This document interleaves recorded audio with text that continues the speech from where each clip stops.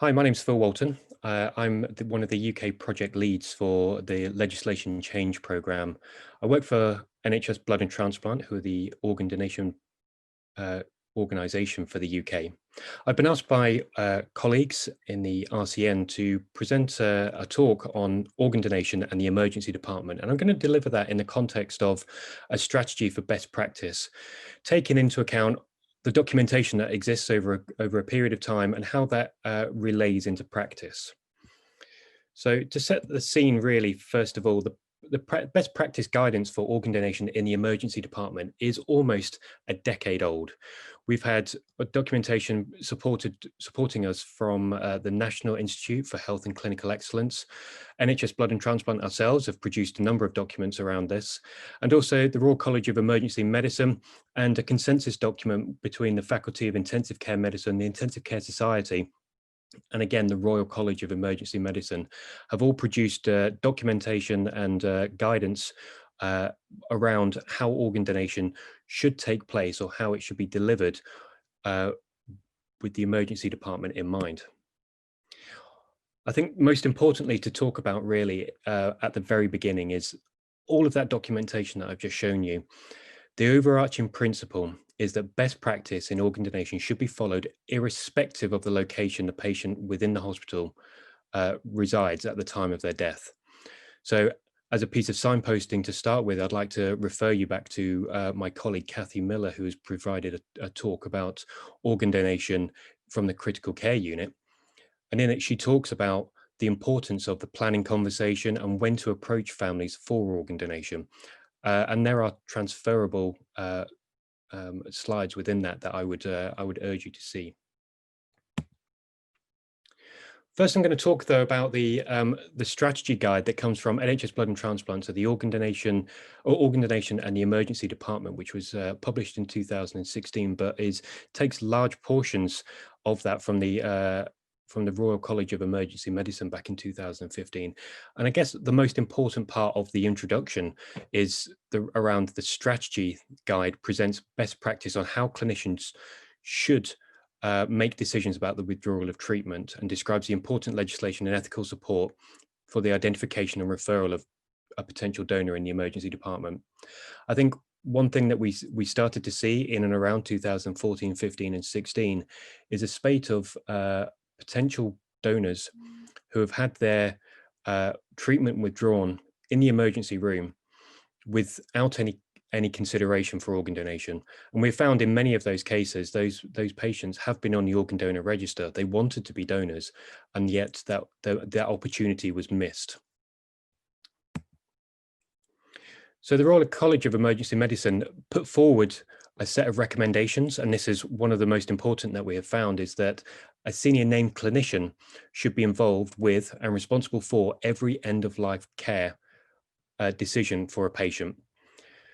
So when we are out of hours, that might be an ST4, but they do need to be in touch with the consultant by phone as a minimum, so that consultant is aware that end-of-life decisions are being made and they should agree with them.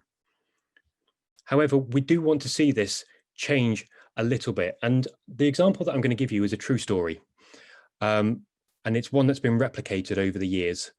And it layers on a real importance about diagnosis, prognostication, and taking our time. So we have a young man who was involved in a high-speed trauma and has a traumatic head injury.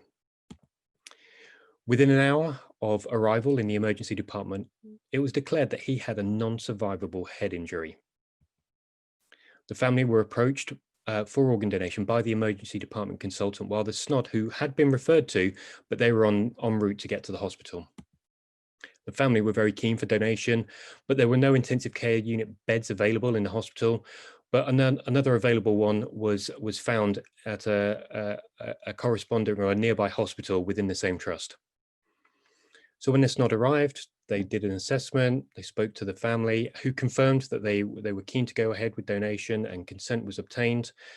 And the coroner was spoken to at the ITU's request before transferring over to that satellite site. On arrival, though, to the intensive care unit, that patient's Glasgow coma score started to improve, and they developed a strong spontaneous cough. Intensive care consultant felt it was best to pause the process. And then the GCS improved overnight. And then a decision was made to transfer him back to the neurocenter and treat rather than palliate. This patient was discharged home. So thankfully, the family were okay with everything, but they were relieved, thankful, delighted that organ donation was the only thing that delayed treatment being withdrawn. Because if the family had said no, or it hadn't been offered, that ET tube would have been removed in the emergency department and that their loved one would have died. And in this case, and there are many others like this, in this case, and there are many others like this, if we hadn't had involved the donation process, these patients would not have survived. So just layering this on a little bit more, the Americans started to see something very similar. The Neurocritical Care Society developed guidance back in 2015, where they recommend determining prognosis from repeated examinations over time will establish a greater confidence and accuracy in prognostication and therefore diagnosis. What they go so far as to say in this paper is that patients who have a devastating or perceived devastating brain injury should be admitted to the intensive care, whatever. They should have a period of observation up to 72 hours. And at that point, and only after that point, should decisions about end of life care be explored fully. Now in the UK, we've got a similar paper.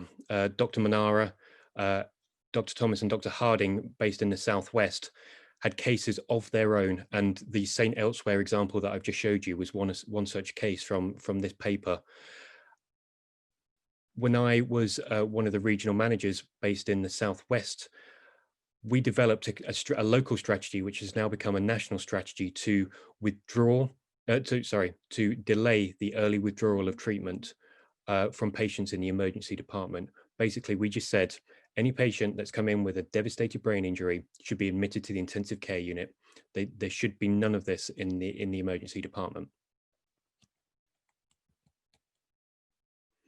What this does bring up, though, is an admission to the intensive care unit does indeed give families time to think, and it provides an opportunity for patients to recover. And I think that is absolutely essential in this. It provides assurance to that family that their loved one has had every possible opportunity to recover and have their lives saved.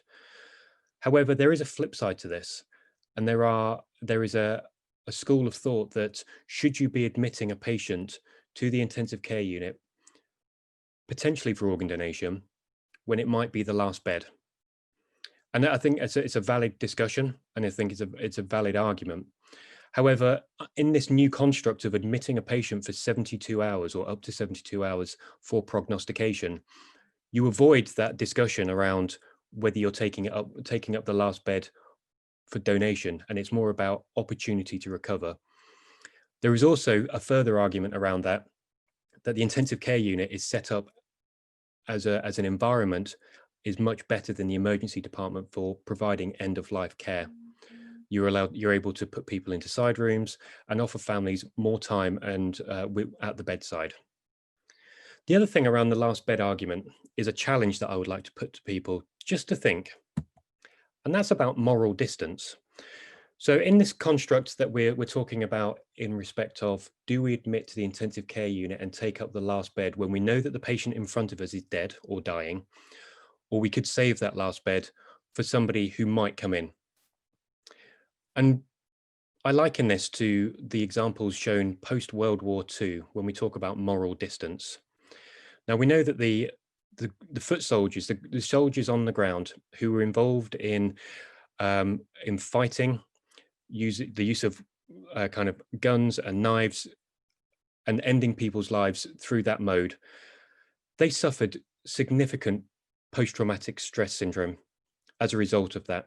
And the studies around that are, there are many to talk around those. But when compared with those pilots who dropped bombs on cities and killed thousands and thousands of people, they didn't suffer the same with post-traumatic stress disorder. They were quite happy to go along their lives knowing what they've done, But because they had that distance, they didn't see the whites of the eyes of the people that they were killing. It didn't affect them in the same way. So I'd like to draw that comparison between the intensive care unit and this example you can see on screen.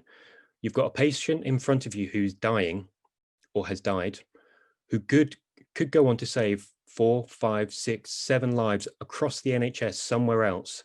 But because we don't see them, it doesn't affect us in the same way. And I think admission criteria, my personal view is admission criteria should take this into account, that moral distance can play a significant role in whether you admit patients for organ donation on the intensive care unit. So as a result of the neurocritical care document from the United States and Dr. Manara's paper from the Southwest, we have this consensus statement from the Faculty of Intensive Care Medicine, the Intensive Care Society, the Royal College of Emergency Medicine, which gave out, I think it was 12 recommendations around how to manage the perceived devastating brain injured patient after a hospital admission.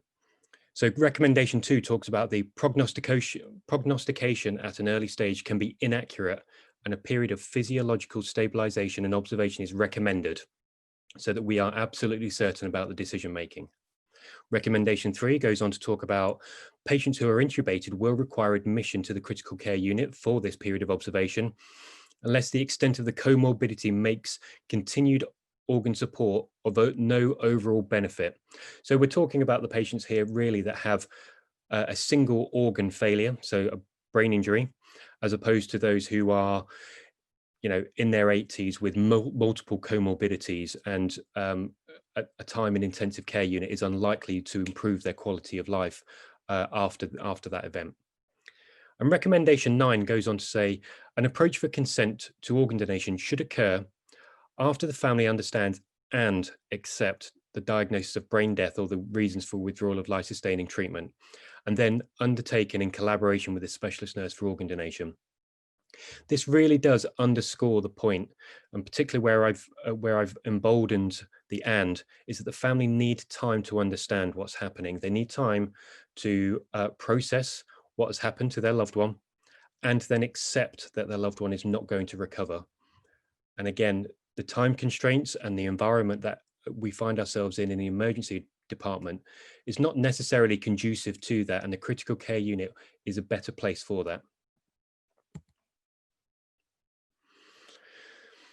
So finally, or not finally, I think we've got another slide. Organ donation and the emergency department, the NHS blood and transplant strategy, goes on to talk about before deceased donation becomes part of a patient's end-of-life care in the emergency department, it must be routinely, robustly established that further life-sustaining measures is not in the overall benefit of the patient, and any decision to withdraw life-sustaining treatment should be made by 2 doctors. So we always want you to refer to a SNOD where we know that there is, even when we know that the writing is on the wall for a patient, but we haven't approached the family, an early referral to the specialist nurse for organ donation allows them to arrive on the unit and make an on-site assessment to understand whether somebody could be a potential donor or not. The last thing that we want to do is approach a family about organ donation and then find out there is a medical contraindication that stops it going ahead. What we also know, and as I referenced earlier, somewhere in the region of 15–16% of patients who die in the emergency department and were not referred as potential donors were registered on the organ donor register. I think if you layer that on further with the advent of the Organ Donation Deemed Consent Act, we have a responsibility to understand the last known decision of the deceased, or whether they were, whether they had any objections to donation.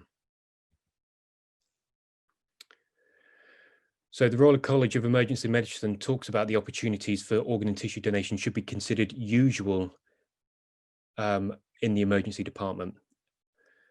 Emergency department staff should refer all patients who are expected to die and who are intubated and ventilated to their local specialist nurse. And the referral to the SNOD should be as early as possible so that there is the opportunity to assess patient suitability. Thank you.